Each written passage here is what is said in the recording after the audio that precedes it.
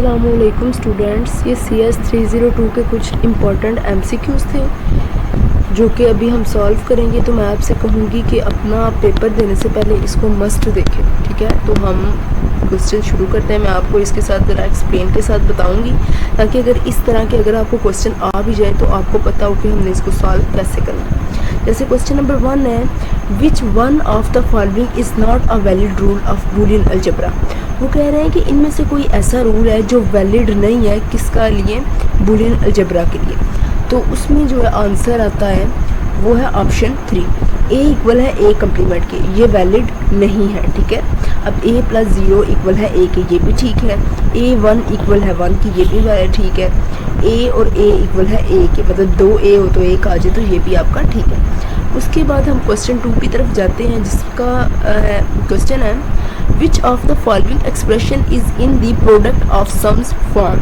तो POS है, तो आपको P, उसके बाद है O और उसके बाद है S। तो आपको यहाँ से पता चल जाना चाहिए कि पहले P की बात हो रही है, तो हम देखेंगे ऐसा हो जिसमें प्रोडक्ट पहले यूज़ हो रही हो। तो इसमें भी सम है पहले, इसको भी छोड़ देंगे, अब इसको छोड़ देते हैं पहले। अब यहाँ पे देखी जाए तो यहाँ पे P की तो बात हो रही है लेकिन S की नहीं बात हो रही, तो ये भी नहीं हमारा नहीं होगा।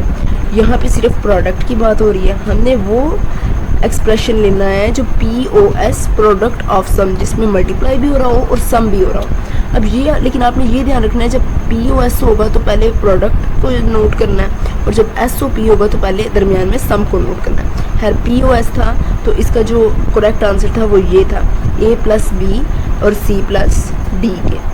उसके बाद आपका क्वेश्चन 3 है, जिसमें वो कह रहे हैं कि max term sum term max term is implemented using dash gate. और कौन सा गेट यूज़ करते हैं, वो आर गेट यूज़ करते हैं। वो कैसे यूज़ करते हैं, अब आप मुझे ये बताएं कि जो सम होता है एंड गेट तो मल्टीप्लाई के लिए होता है, जो प्लस होता है वो होता है सम में, तो वो कौन सा होता है, और आर गेट यूज़ होता है सम के लिए, ठीक है।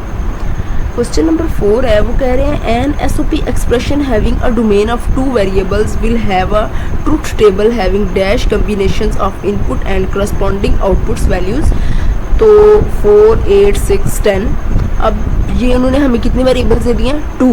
तो अगर मैं 2 की पावर 2 लूँ तो मेरे पास आंसर क्या आएगा, 4 आएगा। तो इसका जो करेक्ट आंसर है वो क्या है, 4 ही है। उसके बाद में क्वेश्चन नंबर 5 आ गया, जिसमें वो कह रहे हैं SOP expression can be implemented by and dash combination of gates. कौन से गेट्स की कम्बिनेशन से SOP एक्सप्रेशन इम्प्लीमेंट करता है, वो है एंड गेट और दूसरा है आर गेट।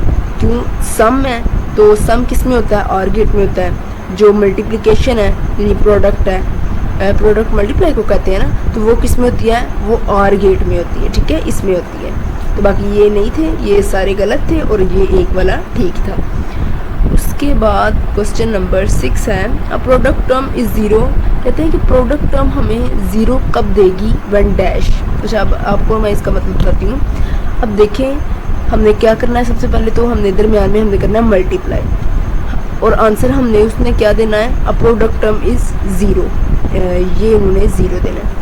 अब अगर मैं यहाँ पे एक 0 लगा लूँ और यहाँ पे 1 लगा लूँ, तो 1 मल्टीप्लाई 0 इक्वल है 0 के, यानी 0 किसी के साथ भी मल्टीप्लाई करें तो हमें आंसर 0 ही देता है। तो हम कहेंगे कि एनी 1 लिटरल इज़ अ 0, तो हमारे पास जो प्रोडक्ट टर्म आती है वो 0 आती है, ठीक है। उसके बाद नेक्स्ट क्वेश्चन पे चलते हैं, question number 7, Boolean multiplication operation is performed by dash. अब मल्टीप्लाई जो उनसे होता है वो एंड गेट पे होता है। मैं ऊपर बार बार इस बात को बोल कर आई हूँ कि जो मल्टीप्लाई होता है वो कौन से गेट में होता है, एंड गेट में होता है, ठीक है, ये एंड गेट में होता है। ये इजी सा था बिल्कुल। उसके बाद है question number 8, a standard POS form has dash term that have all the variable in the domain of the expression. तो standard POS form has dash terms, तो इसका जो आंसर आता है वो है प्रोडक्ट, मुझे लग रहा है यहाँ पे, लेकिन सम में मुझे भी प्रोडक्ट लग रहा है, ठीक है। आप इसको खुद देख लीजिएगा, चेक कर लेना इसको, मस्ट इसको चेक करके फिर कमेंट्स में मुझे ज़रूर बताना। उसके बाद a variable can have a dash value. तो 0 भी हो सकती है वेरिएबल के पास और 1 भी हो सकती है। इसके अलावा उसके बाद क्वेश्चन 10 है a प्लस बी इक्वल है b प्लस ए के। अब वो कह रहे हैं कि ये कौन सा लॉ है, तो ये कम्यूटेटिव लॉ है, ठीक है। डिस्ट्रीब्यूटिव लॉ में हम क्या करते हैं, सबको अलग अलग कर देते हैं, और एसोसिएटिव लॉ में क्या करते हैं कि जैसे a ब्रैकेट बी सी, अगर हमने एक साइड पे बी सी को ब्रैकेट दिया ना तो दूसरी साइड पे हम जाके ए बी को ब्रैकेट दे देंगे, तो उसको कहते हैं associative law.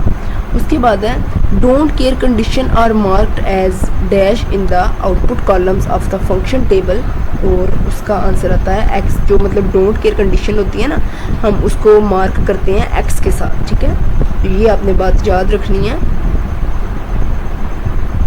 Which one is true, इनमें से कौन सा ट्रू है। Power consumption of TTL is higher than CMOS।